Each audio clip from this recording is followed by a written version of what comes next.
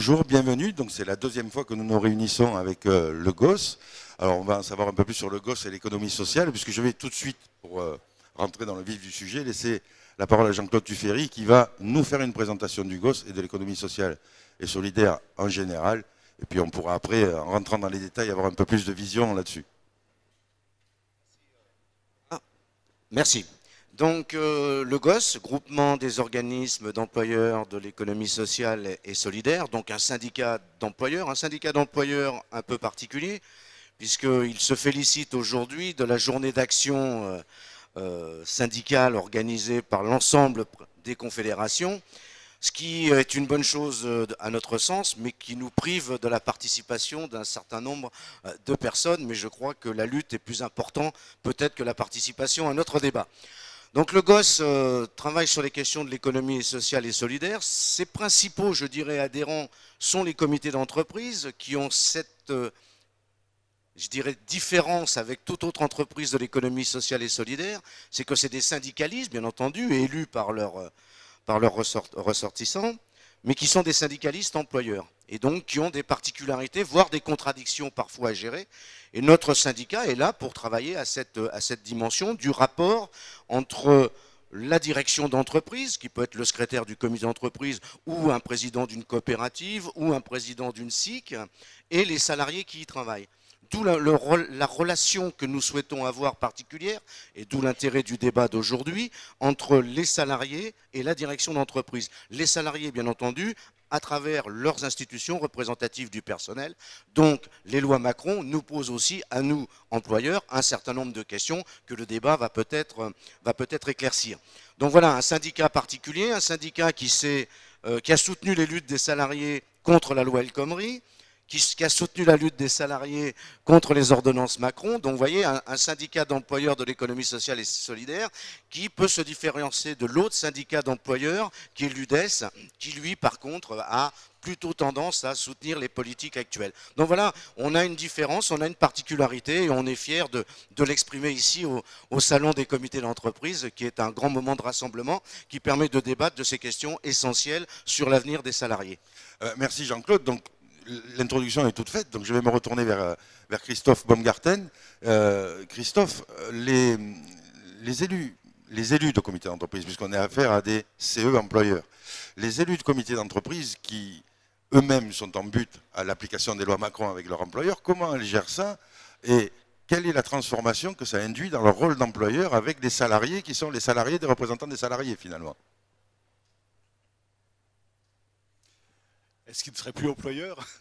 Non, je crois qu'il y a les ordonnances Macron, ils vont pas changer énormément de choses sur le rôle que peuvent jouer les comités d'entreprise en tant qu'employeurs. Ce qui est vrai, par contre, c'est que la réunion des instances en une seule instance va évidemment, et la réduction du nombre d'élus et la réduction du nombre d'heures de délégation va compliquer le travail des élus dans tous les domaines. C'est-à-dire que ils vont évidemment rencontrer des difficultés dans la gestion des activités sociales et culturelles, dans l'exercice de leurs prérogatives professionnelles, dans l'exercice de leurs prérogatives en matière de santé au travail, dans leur proximité vis-à-vis des salariés, puisqu'il n'y a plus de délégués du personnel. Et évidemment, ils vont rencontrer des difficultés à assurer la gestion courante du comité d'entreprise, et notamment la gestion du personnel.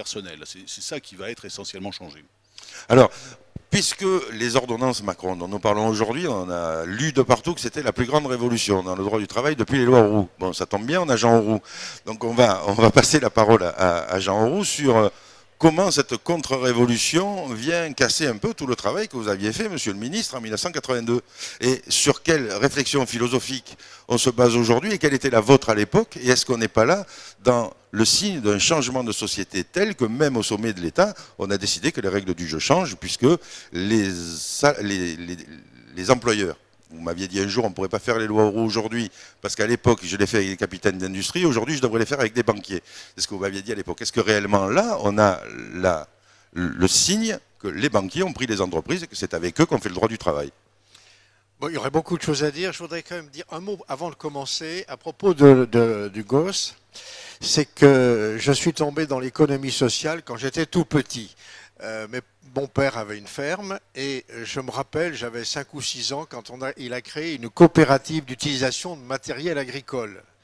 Et c'était un souvenir très fort de voir les collègues agriculteurs qui sont venus et qui ont constitué un capital social. Et je me rappelle, c'était des grandes boîtes à sucre dans lesquelles on mettait des gros billets bleus à l'époque pour faire le capital. Maintenant, on a réinventé ça sous d'autres formes, c'était le microfunding, mais il y a quand même plus de 60 ans. Hein. Alors, pour répondre à cette question, moi je suis effectivement très inquiet de la tournure que prend l'espace social dans notre pays. Je rappellerai aussi pour mémoire qu'en 81, je m'étais inspiré pour faire le rapport sur les nouveaux droits des travailleurs d'un certain nombre de réflexions antérieures. Il y avait bien sûr les 110 propositions de Mitterrand. Il y avait, ça n'est pas si loin, il y avait le programme commun. Et il y avait bien sûr, il y avait également, j'avais relu le programme, le volet social du Conseil national de la résistance, parce que c'était une composante assez exceptionnelle dans la vie de notre société. Et puis bien sûr, les revendications des salariés. J'ai un souvenir, je ne sais pas si Anissé se rappelle, mais quand j'ai reçu mes partenaires sociaux pour de vraies concertations, en ce moment on prône la concertation mais on la fausse, je les ai reçus, donc c'était Krasuki, Bergeron, Edmond Maire, Bornard, tous ses collègues. Et je me rappelle que Krasuki est arrivé avec sa délégation, un gros dossier et avec une sangle autour qui me dit, voilà, je t'apporte 23 ans de revendications. Et puis il a ajouté, il me dit, tu trieras quand même un peu, mais c'était pour vous dire qu'il y avait eu une génération qui avait vécu avec des gouvernements globalement conservateurs. Alors 35 ans, même un peu plus aujourd'hui après, effectivement, il y a un retour en arrière avec un gouvernement qui s'inspire des doctrines Thatcher, Reagan. C'est l'idée du ruissellement et que la richesse collective ne peut venir que d'entreprises privées. Moi, je suis frappé sur le comportement de ce gouvernement. Je considère qu'il est technocratique, libéral et froid. Froid, c'est-à-dire le chiffre avant l'homme. Et ça, on le retrouve partout. Et donc, l'idée pour valoriser l'initiative privée, libérale et souvent spéculative, eh bien, on va affaiblir tout ce qui représente le monde du travail au profit du monde du capital. On peut dire que Excel est arrivé au ministère du Travail. Puisque Excel gère les entreprises aujourd'hui, les tableurs gèrent les entreprises aujourd'hui, même au ministère du Travail, on part d'un tableur pour savoir ce qu'on va faire. Ah ben tout à fait. Tout à fait. Et là, dans toutes les démarches et les réflexions qui sont conduites, il y a l'œil toujours rivé sur la dette, sur le coût des salaires, c'est quelque chose d'ailleurs qui est assez fascinant de voir cette technocratie froide, libérale. Ça me fait penser à la formule de je ne sais pas qui disait « je pense », puisque c'est un cercle restreint qui mène la danse, je pense donc tu suis. Et ça me fait penser aussi qu'on essaye d'enfumer l'opinion publique, et ça me rappelle Machiavel qui dit « gouverner, c'est faire croire ». Et je pense que, je ne sais pas si ils ont lu cette œuvre-là, enfin ces œuvres de Machiavel, mais c'est tout à fait étonnant. Alors, dans cette affaire, ça vient d'être dit, tout ce qui représente le monde du travail est minorité. Donc, on fusionne des institutions, et il y en a une qui est particulièrement grave à mon point de vue, c'est les CHSCT, parce que c'est une des institutions qui avait été créée en 82 et qui a gagner ses lettres de noblesse et qui est d'autant plus indispensable aujourd'hui que les technologies changent, qu'il y a un vieillissement de la population active, il y a des maladies nouvelles, des bouleversements qui sont très stressants et donc là c'est quelque chose. Par ailleurs, dans cette fusion unifiée des institutions représentatives, c'est une façon d'évacuer des centaines de délégués du monde du travail. J'étais il n'y a pas très longtemps invité par le comité d'entreprise de la RATP. Je veux dire, ils vont se retrouver, et je crois qu'il y en a 400 ou 500 qui disparaissent. De même, les délégués du personnel, qui sont des gens indispensables. J'étais à un colloque à Strasbourg, le délégué UMM, donc MEDEF, a dit qu'il regrettait la disparition des CHSCT et des DP, parce que ça lui permettait d'avoir un contact avec la base, et il citait même les cas de problèmes à caractère religieux, qu'il ait des antennes sur le terrain. Alors, c'est quelque chose qui est... Donc, on diminue, on facilite la vie du capital, hein, la disparition de l'impôt sur la fortune, mais il y a des mesquineries. Par exemple, dans ce conseil, les délégués du personnel, enfin les élus du personnel, ne pourront pas venir avec leurs suppléants. Par contre, on augmente le nombre de représentants de la direction. Ça, c'est de la provocation, de la mesquinerie. Ou alors, c'est pire que ça, c'est de l'indifférence. Il faut minorer tout ce qui représente la force de travail. Et là, je suis quand même très inquiet parce que, à un moment ou un autre, les choses vont mal se passer. Je finis simplement.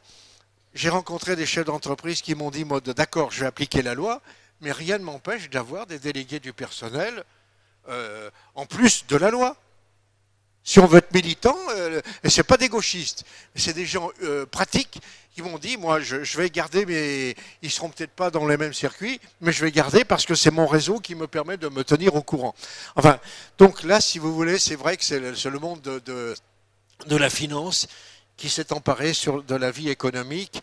Et je dis souvent que la démocratie, pour moi, c'est le partage équitable du savoir.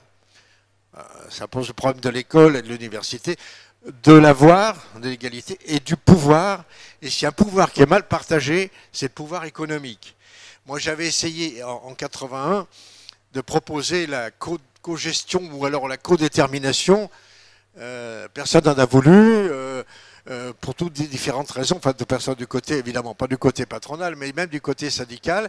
Mais j'ai donc essayé de donner un peu plus, de mettre un peu plus de démocratie dans la vie de l'entreprise avec le renforcement des pouvoirs des CE, les CHSCT, le droit de retrait, le droit d'expertise, etc.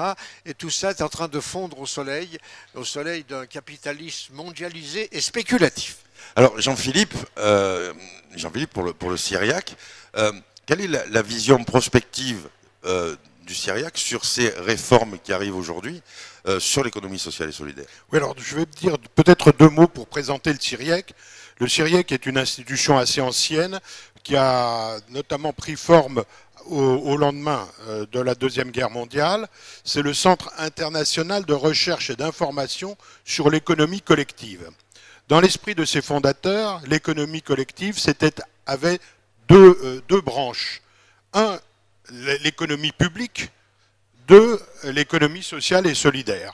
Et donc au Syriac, nous sommes un endroit rare de rencontres de responsables d'entreprises publiques, voire de grandes administrations, et d'entreprises de l'économie sociale, mutualiste, coopérative ou associative. Et nous avons poursuivi, donc nous poursuivons des recherches d'autant plus sur les relations entre économie sociale et solidaire et économie publique.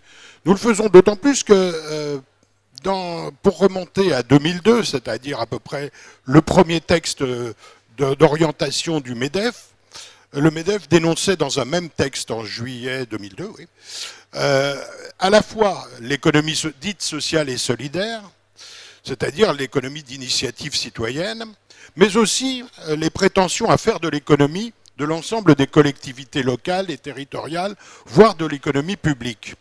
Or, ce que nous voyons actuellement avec les politiques Macron, c'est une maltraitance conjointe d'une économie sociale et solidaire que l'on cherche à dénaturer en la mettant au service, en la rendant dépendante des puissances d'argent.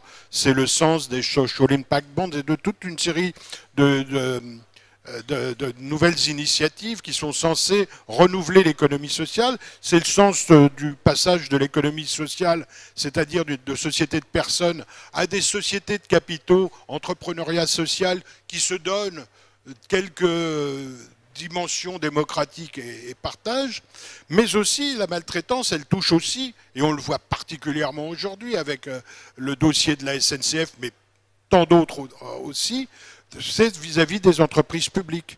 C'est-à-dire que nous sommes dans le même mouvement de retrait, nous connaissons le même mouvement de retrait actuel, et donc nous avons certainement à travailler sur les solidarités entre économie publique et économie sociale et solidaire au nom d'une vraie conception de l'intérêt général. On n'a jamais tant parlé d'intérêt général et on s'aperçoit que c'est tout le collectif qui est actuellement mis à mal, que c'est tout l'intérêt. On nous parle d'utilité sociale, mais ça c'est une notion vague. L'intérêt général est sur le reculoir. Il ne s'agit plus que de défendre des intérêts particuliers. Et là, nous sommes solidaires, entreprises publiques et entreprises de l'économie sociale. Eh bien, c'est parfait pour la transition, parce que je vais questionner Anicet Le Pors là-dessus, puisqu'Anicet Le Pors avait été secrétaire d'État à la fonction publique et à la réforme de l'État, je crois. Aujourd'hui, il y a une volonté de réforme affichée du président de la République, qui le fait au pas de charge. Est-ce que il n'y aurait pas, selon vous, une manière, vu les convergences entre ce que vient de souligner Jean-Philippe Milesi, entre l'économie sociale et solidaire et la fonction publique, de faire converger dans une réforme, effectivement, certains process ou au moins la législation? J'ai cru comprendre que la convergence, c'était le thème de la deuxième table ronde. Alors, je ne voudrais pas déflorer cette deuxième phase.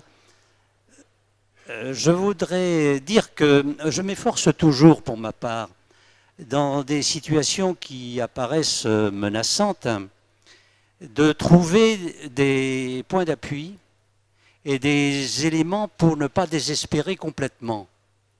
Car si on se borne à tracer de toute situation une représentation catastrophique, on risque de pousser au découragement. À quoi bon, si tout est perdu, finalement, de se mobiliser? Ça n'est pas la réaction de ce qui se passe en ce moment. Mais je crois qu'il faut encourager tout ce qui va dans le sens de la lucidité, de la compréhension de la situation, et tout ce qui peut servir de point d'appui pour avancer et pour penser que la partie n'est pas perdue. Je voudrais en prendre deux exemples. Personnellement, de l'expérience des débats autour des lois El Khomri et Pénicaud, j'ai été surpris et encouragé de voir qu'on avait fait d'une notion qui est essentiellement l'affaire des juristes, la hiérarchie des normes, un thème d'opinion publique, de classe.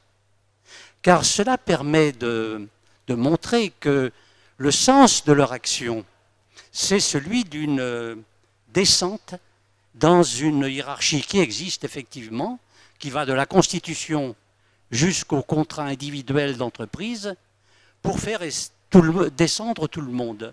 On voit donc que le but de ces lois, qui essentiellement aujourd'hui a été limité au secteur privé, eh bien, va dans le sens de diminuer les garanties qui, pour un bon nombre, se trouvaient au niveau de la convention collective de branche, à la sous-branche, puis à l'entreprise, de manière à laisser face à face le travailleur individuel et son patron, dans un rapport de force qui évidemment n'est pas celui de la convention collective et a fortiori n'est pas celui de la situation sociale existant dans notre pays. Je crois aussi qu'il faut considérer qu'aujourd'hui, d'un point de vue de classe, comme on dirait, la situation n'a jamais été aussi claire. Car Macron a été investi par tout ce qui est dominant dans notre pays, et même au-delà, par la finance internationale, dont il est lui-même une émanation, à travers la banque Rothschild, par les cercles dirigeants de l'Union européenne, par le MEDEF qui a fait bloc derrière lui, par la technocratie administrative qui n'a jamais été aussi active à son service, par quelques flagorneurs du showbiz, et puis par la quasi-totalité des médias. Aujourd'hui, plus que dans le passé, il pouvait y avoir des hésitations sur la part de social dans les dirigeants. Aujourd'hui, on voit que c'est un représentant d'un pouvoir de classe qui est au sommet de l'État. Alors, cette hiérarchie des normes, bien sûr, elle concerne le privé, Jean Auroux l'a dit, et je crois que les choses sont claires quant à la dégringolade dans cette hiérarchie, mais c'est vrai également dans le public. Je prendrai un exemple. Sarkozy, quand il a été élu en 2007, l'une de ses premières annonces, elle date du mois de septembre 2007, a été de dire qu'il faut une révolution culturelle dans la fonction publique. Et il a pris comme proposition emblématique les contrats de droit privé négociés de gré à gré, qui devraient progressivement remplacer les concours d'accès. Ce qui fait que, et il a échoué. Il a échoué parce que, pourquoi? Il avait diligenté l'un de mes collègues du Conseil d'État pour faire un livre blanc qui mettrait cette idée en musique. Ce livre blanc a été fait au moment où a éclaté la crise financière de 2008. Et là, l'opinion publique et la quasi-totalité des journalistes, y compris de droite, ont fait remarquer que la France avait la chance d'avoir, avec un service public et un secteur public étendu, un amortisseur social de la crise. Et l'ambition néfaste de Nicolas Sarkozy a échoué. Eh bien, moi, je crois qu'il faut tirer à la fois de la lucidité que l'on acquiert dans le sens qu'expriment ces réformes du Code du travail et du passé, par exemple, l'échec de Nicolas Sarkozy, des raisons de penser qu'il ne suffit pas qu'il ait décidé pour qu'il réussisse. Et je me suis hasardé à écrire il y a quelques semaines dans un journal que beaucoup connaissent ici, je terminais l'article en disant « il échouera ». Et je suis persuadé qu'il échouera. Et les manifestations d'aujourd'hui, à mon avis, ce sont les prémices d'une démarche qui lui montrera que tout n'est pas possible dans ce pays. Alors, est-ce que, quelqu'un veut répondre à ça, est-ce qu'il est possible de faire un retour en arrière avec ce processus qui est engagé? Puisque Anicet Le Pors vient de nous dire qu'il va échouer, mais ça va se traduire comment cet échec? Nous, pour ce qui nous concerne, je l'ai dit en introduction très rapidement, parce que le but n'était pas de faire notre débat sur le gosse. Notre souci permanent, c'est la confrontation d'idées entre l'instance dirigeante d'une entreprise de l'ESS et les institutions représentatives des salariés, parce que nous croyons, en tant qu'employeurs, à la valeur travail et donc à ce rapport entre les employés, à travers leurs organisations syndicales, et les directions. Et c'est pour ça que toutes les luttes qui vont dans le sens d'une reconnaissance des droits des salariés, pour rebondir sur ce que vient de dire Anicet, nous rend lucides et ne nous désespère pas. J'en donne deux exemples. Les salariés et leurs syndicats à la Tour Eiffel ont réussi à maintenir les mêmes conditions de nombre de représentants du personnel et d'heures de délégation que dans les conditions actuelles et non dans celles prévues par le CSE. Donc première victoire intéressante, qui doit en appeler d'autres et qui doit renforcer le rôle des IRP dans le débat avec leur employeur. Et nous sommes pour ce débat à l'intérieur de l'ESS. Deuxième victoire, qui n'est pas terminée, mais qui est en cours, et je me permets de l'excuser aujourd'hui, c'est Valérie Pringuet qui devait être parmi nous, mais qui, compte tenu de la journée d'action, et comme elle est déléguée centrale de son entreprise, vous comprenez qu'elle est sur le terrain des luttes aujourd'hui, elle s'est excusée. Chez Pinky, ils ont réussi, les trois organisations syndicales, CGT, CFDT, FO, ont réussi à refuser le plan de départ volontaire collectif. Donc c'est la preuve que des résistances peuvent s'organiser. Et nous avons intérêt, nous dans l'économie sociale et solidaire, à faire la démonstration que les salariés avec leurs organisations syndicales, les employeurs que nous représentons à travers le GOS, nous proposons d'autres choix de société. Parce que ce que dit Anissé, ce que dit Jean, c'est que derrière tout ça, c'est bien un choix de société qui est posé. Est-ce qu'on va vers une société libérale à outrance, qui remet en cause tous les droits des salariés, qui individualise les salariés, mais du coup qui individualise l'entreprise aussi. Et nous, les entreprises de l'ESS, Jean-Philippe l'a dit, on souhaite être dans un concert de discussion entre public, entreprises de l'ESS, voire entreprises privées, en sachant que c'est plus compliqué compte tenu que leur objectif est simplement la recherche du profit immédiat. Mais ceci dit, nous ne désespérons pas parce que nous posons des questions de société, de transformation sociétale. Et je crois que c'est ça qui nous donne l'idée de ne pas désespérer. Et la journée d'aujourd'hui, je pense, en est un bon exemple. Parce que la grande différence entre aujourd'hui et il y a un siècle ou même moins 50 ans, on va fêter, on va célébrer. Non. Depuis que le Code du travail et depuis que les luttes existent, c'est qu'aujourd'hui, j'ai l'impression que les gens pensent qu'on leur impose la société et qu'ils n'en ont pas le choix. Je crois qu'elle est là, la grande différence. Jean, je ne sais pas si vous avez la même analyse. Alors, c'est vrai qu'on fait croire aux gens, gouverner c'est faire croire, que chacun va pouvoir se sauver de façon individuelle.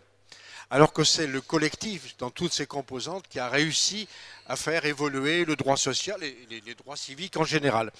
Moi, je voudrais dire, pour prolonger ce qui vient d'être dit, c'est que, d'abord, puisqu'il y a un transfert qui est périlleux de la législation jusqu'à l'accord d'entreprise, et dans certains cas, il y a deux choses à faire. Il y en a une, c'est il faut que les gens réagissent et se syndiquent.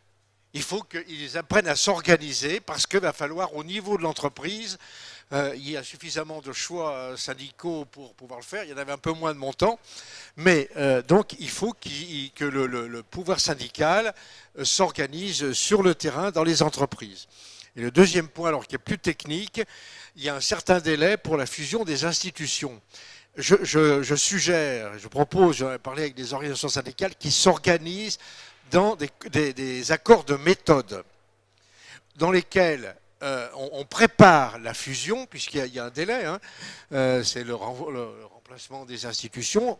Profitez de cela pour faire un accord de méthode avec la direction, dans lesquels on fixe les ordres du jour, les moyens matériels dont on pourra disposer, la documentation, les éléments d'expertise au besoin. C'est-à-dire qu'avant d'entrer dans la discussion finale, qu'on développe, ça existe dans la loi, les accords de méthode qui permettent de préparer la grande discussion sur le terrain. Par ailleurs aussi, tout renvoyer à l'entreprise, quand les entreprises comme Ford ou autre chose passent ou restent sous la coupe de capitaux étrangers, vous allez voir à ce moment-là un élément de destruction supplémentaire parce qu'ils voudront garder leur logique à eux et pas celle du droit. Donc là, il y a une reconquête. Ils veulent ramener les choses sur le terrain. C'est au terrain à s'exprimer. Dernier point, il faut aussi qu'on apprenne à pratiquer le collectif. Moi, je cite souvent l'exemple de quelques institutions, c'est-à-dire la Maïf.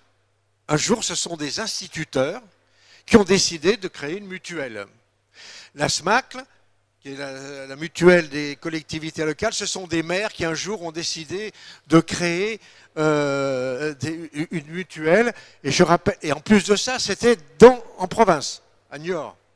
Niort, avec la Maïf, la SMACL et d'autres, la Massif, etc., ce sont des gens qui, au lieu de considérer que la vie économique ne peut venir que de l'argent, ont décidé de la prendre en main. Niort, ville moyenne de province, 5e position financière et mutualiste de France. Donc là, il y a aussi quelque chose qui interpelle un peu aussi les gens de gauche. Il peut y avoir la nationalisation, mais on peut décliner. Ça a été fait dans l'économie sociale, avec les SIC, par exemple. Les Allemands ont développé, eux, leur structure territoriale, dont j'ai oublié le nom, là, les Landswerke, je crois. Donc c'est à nous aussi de se poser des questions, de ne pas supporter, c'est là où je rejoins Anissé, il y a des perspectives, mais il ne faut pas attendre l'avenir, ce n'est pas celui que l'on attend, c'est celui que l'on fait. Alors, peut-être on va voir avec Christophe, puisque Jean a évoqué le terrain. Comment ça peut se construire sur le terrain? Ce que dit Jean, cette prise en main, l'utilisation du délai pour la fusion, comment le terrain le prend en main? Parce que là, on a un technicien. Ouais. Alors, je pense que le problème, c'est que les questions ne sont pas des questions avant tout techniques, ce sont des questions avant tout politiques, et elles ont été extrêmement bien posées comme ça. Moi, je crois, comme a dit Salleport, que Macron échouera. Je le pense, mais il échouera si effectivement il y a une mobilisation, s'il y a une prise de conscience des salariés que les organisations syndicales sont nécessaires et qu'il faut les renforcer, et également s'il y a une prise de conscience lucide de ce qui est en jeu. C'est-à-dire que trop souvent, on voit en jeu des questions de, par exemple, barème des indemnités prud'homales en disant c'est absolument terrible. C'est terrible, mais finalement, d'un point de vue structurant, ce qui, à mon avis, est le plus terrible, c'est la dénaturation du rôle des organisations syndicales qu'on essaye de mettre en œuvre. C'est-à-dire que, de façon très simple, historiquement, juridiquement, une organisation syndicale, ça sert à présenter des revendications à l'employeur. C'est-à-dire ça sert à améliorer le statut individuel et collectif des salariés. Depuis un certain nombre d'années, alors ça date pas de Macron, hein, d'ailleurs, c'est en route depuis pas mal d'années, on a mis les organisations syndicales en position de négocier à la baisse. Hein, ça a commencé en 2004 avec la possibilité, par voie d'accord, de déroger à un certain nombre de dispositions en matière de durée du travail. Ça s'est poursuivi avec la loi sur l'emploi, avec les accords de maintien de l'emploi qui permettaient, en cas de difficulté de l'entreprise, de remettre en cause les rémunérations, la durée du travail des salariés. Ça s'est poursuivi avec la loi El Khomri sur les accords dont je me souviens même plus le nom, c'est plus les maintiens de l'emploi, c'est autre chose, ou là qui permettait de déroger aux droits des salariés en matière de rémunération et durée du travail, y compris en l'absence de toute difficulté économique. Et puis ça se poursuit évidemment avec les ordonnances Macron, avec la rupture conventionnelle collective qui permet, là aussi, et y compris en dehors de tout motif économique, de rompre les contrats de travail des salariés sans qu'ils puissent, par la suite, venir le contester au prud'homme et sans que les instances représentatives aient un droit de regard. Donc à chaque fois, on met les organisations syndicales en position de non pas revendiquer pour améliorer la situation des travailleurs, mais en position de négocier pour réduire les droits au nom de si on ne les réduit pas, ça serait encore pire si on ne signe pas l'accord. Donc je crois qu'il faut qu'il y ait cette conscience que, à la fois, du point de vue des salariés, il faut renforcer les organisations syndicales, et de la part des organisations syndicales, qu'il faut vraiment être très vigilant à ne pas signer n'importe quels accords. Alors, moi, je crains qu'on ait passé la limite, et Anicet Leport tout à l'heure lui disait très bien, à force de faire descendre jusqu'au contrat de travail, si l'inversion de la hiérarchie des normes descend à ce niveau aussi bas que celui du contrat de gré à gré entre l'employeur et le nouvel employé, et le postulant, parce qu'au moment où on est sur le point de signer son contrat de travail, c'est peut-être pas là qu'on est le plus en position de force pour aller négocier des avantages ou des conditions de travail. Donc, si on en arrive là, je crois que l'action syndicale, elle est même plus imaginable, puisqu'on est descendu tellement bas dans le rapport de subordination qu'il n'y aura même plus de volonté ni de possibilité de dire on se regroupe pour faire front. Ce sera plus possible. Alors, je crois que Jean Auroux a apporté la réponse, c'est-à-dire qu'il n'y a pas de solution individuelle. La solution, c'est une solution collective. C'est-à-dire que si les salariés ne se regroupent pas à l'intérieur des entreprises avec leurs organisations syndicales pour faire pression, rien ne marchera. La question est une question de rapport de force. Moi, ça m'amène d'ailleurs à une réflexion. J'entends le patronat a gagné très souvent la guerre des mots. Et un exemple qui est flagrant, c'est celui de partenaires sociaux. Et à toutes les sauces, on a des partenaires sociaux. C'est même un terme qui est repris par certaines directions syndicales, pour ne pas dire toutes d'ailleurs. Partenaires sociaux, ça ne veut rien dire. Partenaires sociaux, on n'est pas partenaire dans l'entreprise. Partenaires sociaux, ça laisse présumer, ça laisse penser qu'à l'intérieur d'une entreprise, eh bien, il n'y a pas de conflictualité. Et que, y compris la conflictualité, c'est mal. Et ben moi, je dis que la conflictualité, c'est inhérent aux rapports sociaux, c'est inhérent aux rapports dans l'entreprise. Il y a des intérêts qui sont des intérêts divergents à l'intérieur d'une entreprise.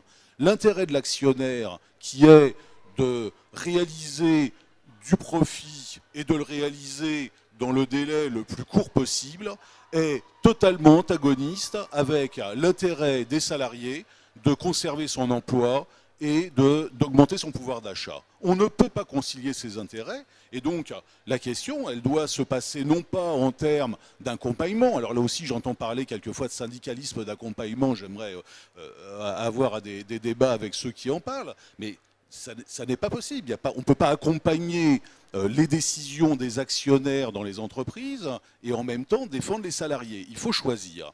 Et donc il faut affirmer cette conflictualité. Et en affirmant cette conflictualité, eh bien, on bâtit des rapports de force qui permettent d'avancer. Alors avec des hauts et des bas, on le sait, hein, l'histoire n'est pas linéaire, mais je pense que l'histoire a un sens et c'est le sens du progrès. Jean-Philippe voulait intervenir. Oui, je pense que la question du collectif que nous avons dans notre titre au Syriac, mais ce n'est pas simplement pour ça. Je pense que la question du collectif est la question fondamentale. Je pense que nous vivons depuis un certain nombre d'années, ça vient de loin, à une substitution au droit collectif qui fondait la solidarité des organisations, la solidarité du travail et les conquêtes ouvrières. On a substitué des notions de droit individuel, une individualisation des droits. Et dans l'individualisation des droits, on arrive vite à des situations où chacun est le concurrent de l'autre. C'est-à-dire que les solidarités sont minées par ces pratiques d'individualisation. Ça, c'est la première chose. La deuxième chose, c'est qu'il y a un an est paru un texte qui était loin d'être anodin, même s'il avait un titre provocateur, qui s'appelait « Faut-il en finir avec le paritarisme ?» L'auteur s'appelle Jean-Charles Simon, il est actuellement un des candidats, sans grande chance, mais il est quand même un des candidats à la présidence du MEDEF. C'est un ancien proche, c'est un tout proche de Denis Kessler. Son ouvrage a été, son étude a été préfacée par le patron de Vinci et édité par l'Institut de l'entreprise. Ce ne sont pas des plaisantins. Or, qu'est-ce qui est dit dans ce texte? Eh bien, il est dit que finalement, le collectif, n'importe quel collectif, que ce soit le MEDEF ou même la CFDT, n'a plus de place dans le monde moderne, qu'il faut tout renvoyer au contrat individuel. Et dans ce texte sidérant, il y a un éloge qui n'avait pas été fait depuis très longtemps de la loi Le Chapelier, qui est la loi de la négation du collectif. C'est un texte qui est passé trop inaperçu parce qu'il détermine un axe politique qui est, bon an mal an, celui que suit le libéralisme actuel. C'est-à-dire que les intérêts sont prétendument collectifs, que les organisations n'ont plus lieu d'être, que l'homme est le libre acteur de son devenir, de son travail, de sa santé, etc. C'est ce qu'on retrouve d'ailleurs dans certains contrats d'assureurs santé sur l'individualisation des cotisations en fonction des primes au bon comportement des uns et des autres, comme si on était le libre acteur de sa santé. On sait très bien que dans la vie où on est totalement contraint par la société. Et donc, c'est quelque chose de fondamental. Or, cette histoire de l'individualisation, force nous est de constater que certaines des structures de l'économie sociale, y compris de certaines mutuelles d'assurance et certaines mutuelles santé, ont une tendance à vouloir intégrer dans leur démarche ces individualisations, ces traitements différenciés, tout cela dans une certaine banalisation assurantielle qui va à l'encontre de la nature collective de ce qu'est le mutualisme et de ce qu'est l'économie sociale. Alors, peut-être qu'on va revenir vers Anicet Le Pors, là, puisque ça fait 2 fois que tu fais le pont vers le collectif, etc. Ces convergences entre la fonction publique et l'économie sociale, est-ce qu'il n'est pas temps de justement réagir avant qu'on ubérise la fonction publique aussi? Ah oui, c'est l'objectif poursuivi et on connaît dans la fonction publique ce qu'on appelle le New Public Management, c'est-à-dire l'introduction des méthodes du management privé à la gestion de l'intérêt général. C'est tout à fait pervers. Je crois que cette situation nous met à notre disposition des nouveaux mots. J'ai parlé tout à l'heure de la hiérarchie des normes, Jean a parlé du ruissellement. Ils essayent effectivement de nous faire croire que, en enrichissant en haut, ça va ruisseler jusqu'en bas. Ce qui n'a jamais été prouvé, c'est même le contraire qui a été prouvé, puisque d'année en année, on constate qu'il y a augmentation des inégalités. Si bien que récemment, on a mis un classement où on a un Français qui est 4e ou 5e fortune mondiale. Ça doit venir de très haut parce que c'est toujours pas arrivé chez moi. Qu'est-ce qu'ils veulent nous faire admettre par là même?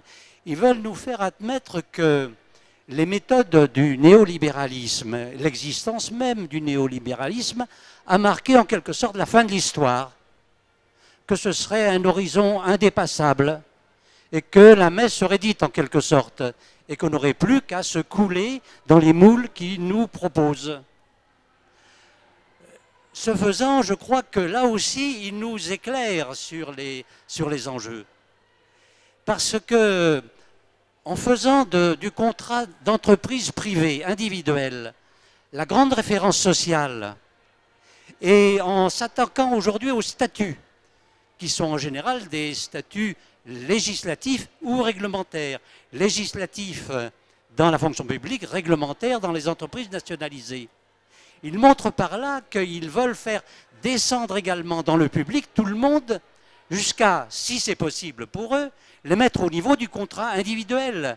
C'était la fameuse phrase de Nicolas Sarkozy que j'évoquais tout à l'heure, c'est-à-dire le contrat individuel de droit privé négocié de gré à gré. Or, ce faisant, en s'attaquant simultanément aux deux, en ayant commencé par le Code du travail, puis en faisant de ce contrat individuel la référence pour l'ensemble de la société, publique comme privée, eh bien, il crée la condition de la solidarité du public et du privé. Et il renoue par là même avec une solidarité qui a une histoire. Je voudrais simplement, en quelques repères, la manifester. Le droit de grève date de 1864 pour le privé. Le droit syndical de 1884. Les fonctionnaires n'ont obtenu la reconnaissance, pas du droit, du fait syndical, en 1924, sous le cartel des gauches. En ce qui concerne le droit de grève, il a été constamment interdit dans la fonction publique. Il n'était même pas inscrit dans le statut de 1946. Ce n'est qu'en 1950 qu'un arrêt du Conseil d'État a donné une base jurisprudentielle au droit de grève que nous avons introduit dans le statut de 1983. C'est dire que les fonctionnaires ont gagné dans la référence aux garanties obtenues dans le secteur privé par les luttes des travailleurs du secteur privé. De la même manière, le privé a gagné à la référence de la fonction publique dans un certain nombre de cas. Par exemple, on sera sans doute surpris d'apprendre que le SMIC a son origine dans le statut des fonctionnaires de 1946, sous le nom de minimum vital, qui a été défini à l'article 32 de ce statut, en disant c'est l'ensemble des moyens nécessaires à la satisfaction des besoins incompressibles. Et c'est devenu ensuite le SMIC. De la même manière, en posant le principe d'une situation statutaire, jugée nécessaire pour avoir une administration neutre, intègre et efficace, parce que c'est la loi qui est l'expression de la volonté générale et qui garantit le service de l'intérêt général, on a montré où étaient les véritables garanties fondamentales des travailleurs. Les travailleurs ne peuvent pas être laissés à l'arbitraire du contrat. Il faut un encadrement législatif. Et c'est pourquoi aujourd'hui on parle de statut du travail salarié. Je crois que la notion de statut, le mot de statut, vaut aussi pour le privé. Et il doit illustrer essentiellement le fait qu'il faut une base législative forte dans le Code du travail qui garantisse les droits de tous les travailleurs et notamment de ceux du secteur privé, comme la loi garantit la situation statutaire des fonctionnaires.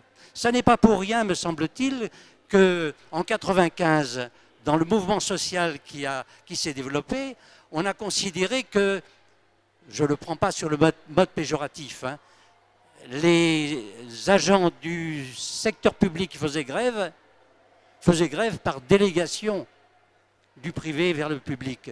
Pourquoi? Parce que c'était plus cher et plus dangereux de faire grève dans une situation de chômage dans le secteur privé que dans le secteur public.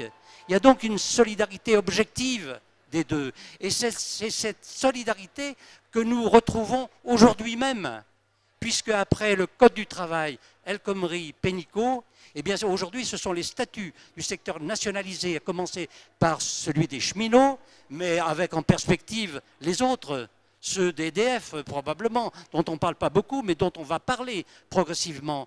Ceux de la Poste, c'est déjà réglé, il y a plus de contractuels dans la Poste qu'il n'y a de fonctionnaires. Donc c'est bien une attaque d'envergure qui a commencé par le Code du travail, qui se poursuit en direction des personnels à statut. Et c'est pourquoi je vois dans la journée d'aujourd'hui un moment très important, parce qu'il affirme la solidarité des uns et des autres. Alors, Jean-Claude, puisqu'on va arriver au terme avant la remise du prix traitant du monde du travail, j'allais te dire, pour conclure, parce que tu as introduit, comment l'économie sociale et solidaire et les employeurs de l'économie sociale et solidaire peuvent-ils montrer le cap aux autres pour aller vers cette prise de conscience de collectif, cette institution du rapport de force et cette mobilisation et peut-être d'ouvrir les yeux et les oreilles, parce que Jean le disait, il y a une espèce de novlangue positive qui vise à nous faire avaler tout et n'importe quoi. On a entendu parler de croissance négative plutôt que de récession, etc. Et tous les jours, on entend un nouveau mot qui vise à nous faire passer les pilules et à nous mettre de la pommade. Comment les acteurs de l'économie sociale et solidaire, les employeurs de l'économie sociale et solidaire, peuvent être la tête de pont d'une société qui se réveille? Vaste question, vaste question. D'abord en participant à ce type de débat, je crois que ça contribue déjà à une première étape de la réflexion.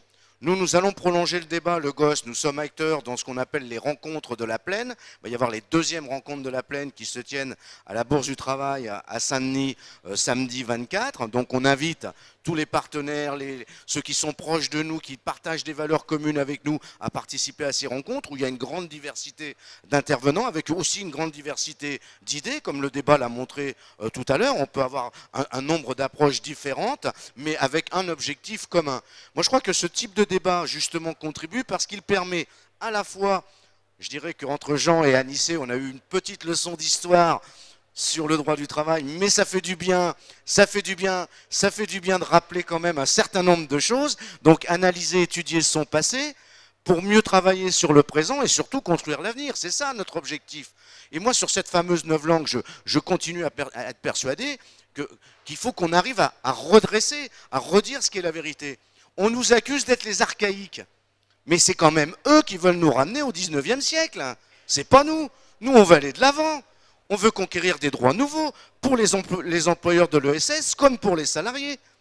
On nous dit qu'on est contre la réforme, mais c'est le contraire. La contre-réforme, c'est eux. La réforme, c'est nous. On n'est pas protestants, mais c'est la réforme, c'est nous. Mais on proteste. On proteste. Donc la réforme, c'est nous. Donc il faut qu'on arrête de nous faire jouer le rôle qui n'est pas le nôtre. Et ça, c'est une bataille idéologique. Alors, le gosse, à son niveau, va continuer à mener les batailles à l'intérieur des organismes auxquels il participe, mais on appelle surtout nos camarades et amis de l'UDES à prendre conscience que s'ils continuent dans la voie qu'ils ont choisie, c'est-à-dire à la fois signer des déclarations communes avec le MEDEM, la CPME et l'UDPA contre les salariés, ils vont à leur perte et ce n'est pas l'avenir de l'ESS. L'avenir de l'ESS, même dans une conflictualité à l'intérieur de l'entreprise, c'est la conflictualité intelligente entre le travail, les employeurs, pour essayer de construire des sociétés qui ne sont pas là pour faire du fric, mais qui sont bien là pour répondre aux besoins de cette société. On vient juste de faire adhérer au GOS deux coopératives très connues, nos amis de Scopti, les anciens Fralib, qui ont mené une lutte de 1336 jours pour obtenir la construction d'une coopérative. Et on vient de faire adhérer nos amis des glaces Pilpa, qui s'appellent La Belle Aude aujourd'hui, qui sont aussi une grande coopérative.